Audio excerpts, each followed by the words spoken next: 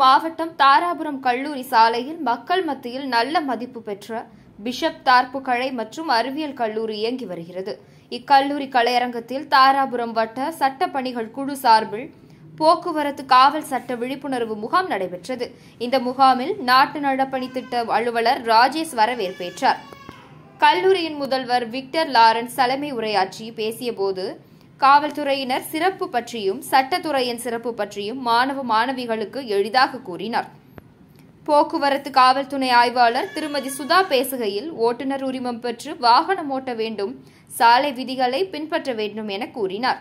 தாராபுரம் போக்குவரத்து காவல் ஆய்வாளர் திருமதி சஜினி பேசுகையில், போக்குவரத்து விதிகளை பின்பற்றாமல் வாகனம் ஓட்டி இழப்பு ஏற்பட்டால் குடும்பமே கஷ்டப்படும். தற்போது போக்குவரத்து காவலர்களை கண்ணால் கண்டாலே எதிரி போல் பார்க்கிறீர்கள். உங்களின் நலனுக்காக நாங்கள் நல்லது கூறுகிறோம் என கூறினார். வழக்கறிஞர் திருமதி சகுந்தலா பேசுகையில், பெண் உரிமை சட்டத்தின் பற்றியும் பெண்கள் உரிமை பற்றியும் எளிதாகவும் விளக்கமாகவும் கூறினார். வழக்கறிஞர் எம்.ஆர்.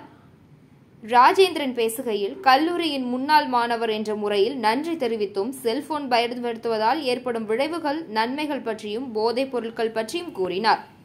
தாராபுரம் வழக்கறிஞர் சங்க தலைவர் கலைச்செல்வன் பேசுகையில், இலவச சட்ட உதவி மையத்தின் செயல்பாடுகள் பற்றியும் போக்குவரத்து விதிகள் பின்பற்றுதல் பற்றியும் பெண் உரிமை சட்டங்கள் பற்றியும் கூறினார்.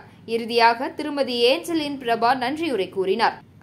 நாட்டு நலப்பணி திட்ட அலுவலர்கள் முகாமிற்கு வந்தோர்கள் அனைவருக்கும் நன்றி கூறினார். மேலும் இந்நிகழ்ச்சியில் வட்ட சட்டப்பணிகள் குழு அலுவலர்கள் ஆறுமுகம், கோகிலவாணி, கல்லூரி உதவி முதல்வர் பிரேம், விரிவுரையாளர்கள், பேராசிரியர்கள், மாணவ மாணவிகள் என பலர் கலந்து கொண்டு முகாமினை சிறப்பித்தனர்.